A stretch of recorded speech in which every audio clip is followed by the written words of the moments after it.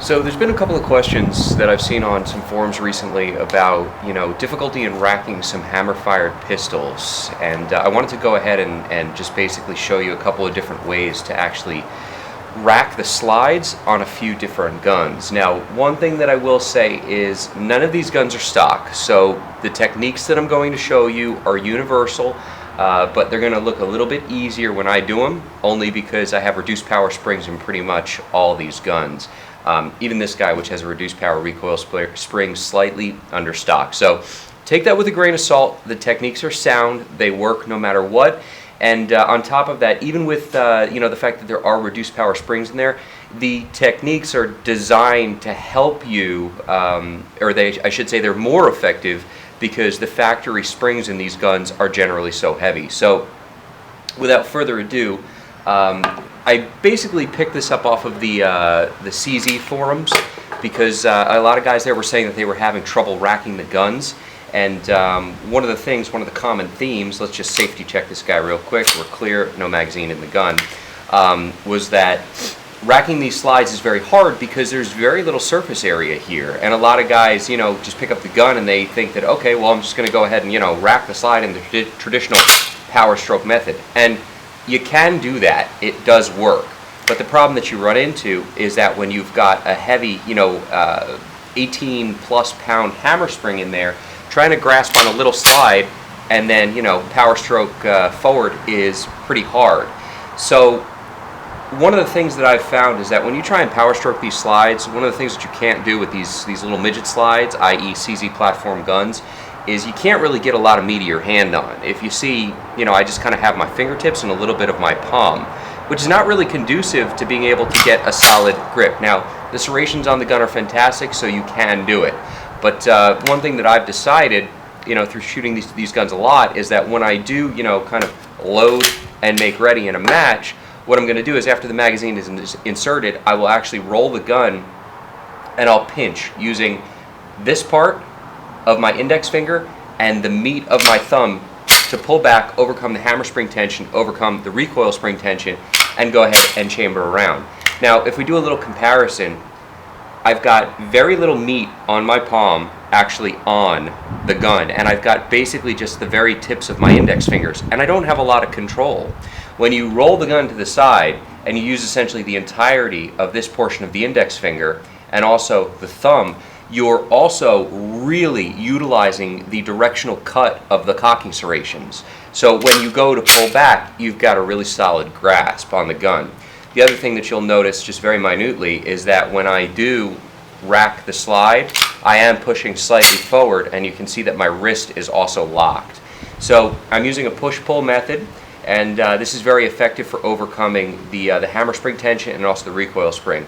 One other thing that I'll do in matches, just to make my life easier and to prevent any kind of out of battery situation with the bullet when I do load, is when I first load the gun, the first thing that I'm going to do after I insert the magazine is I'm going to go ahead and just simply rack the hammer.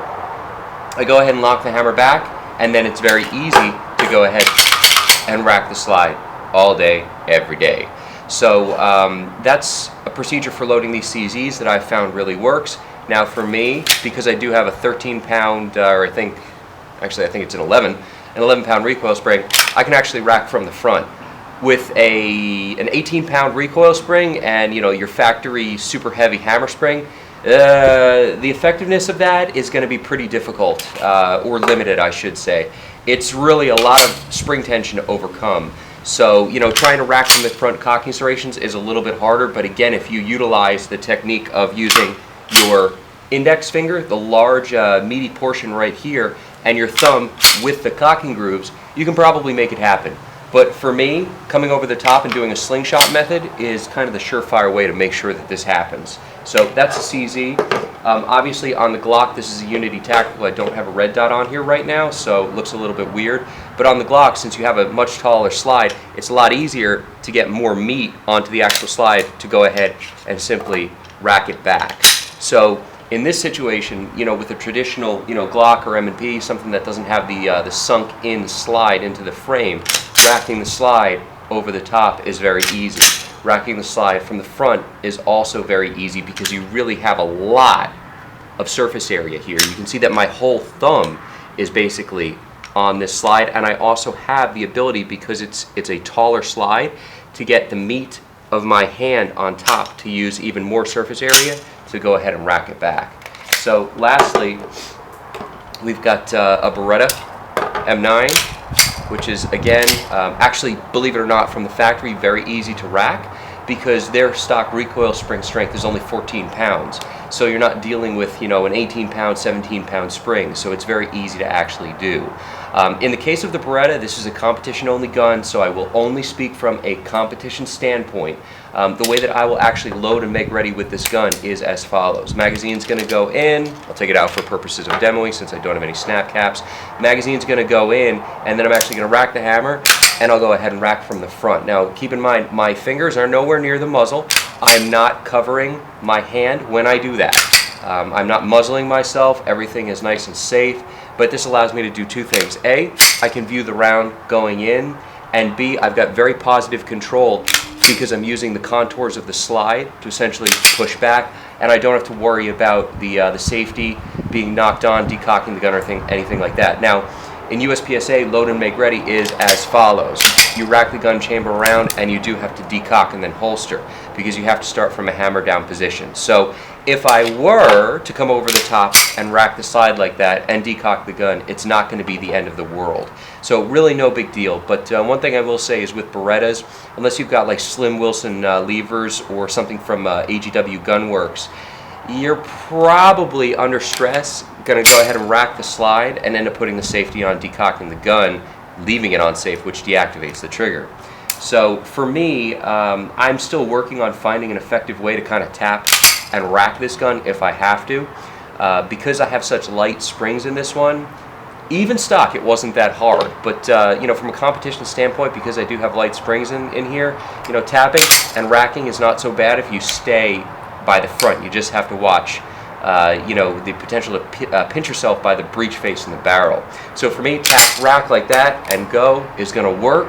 But again, one thing that you really want to make sure of, especially utilizing that kind of technique, is that when you do rack the slide, don't get your hand anywhere near the muzzle. The potential for danger increases significantly when you go to the front of the gun. I know that Bruce Gray of Gray Guns absolutely utterly hates forward cocking serrations because he believes that it's unnecessary to put your hand that close to the muzzle. Beyond that, I won't speak for him. He's got his own opinions, and I'm not at liberty to speak for him.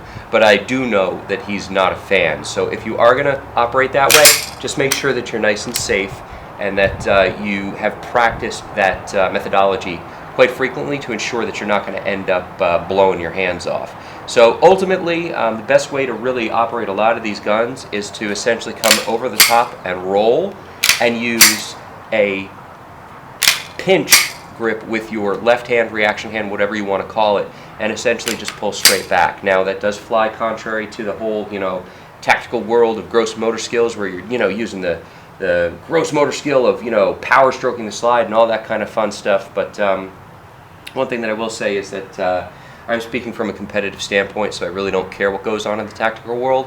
I'm just going to do what's good for me and what's good in the sake of speed and efficiency. And for me, utilizing a pinch grip is very good because I'm not ending up behind the gun. So if I use a pinch grip, my hand is right on the gun, ready to go. So that's my methodology, and that's just a little video to try and help you guys out for those of you that are struggling to really rack these slides effectively. So again, hammer back, go ahead and get a pinch grip, push forward, and simply rack the slide. Any questions that you guys have or anything else that you may need to see, by all means, go ahead and post up in the comments, and let me know if I can help you.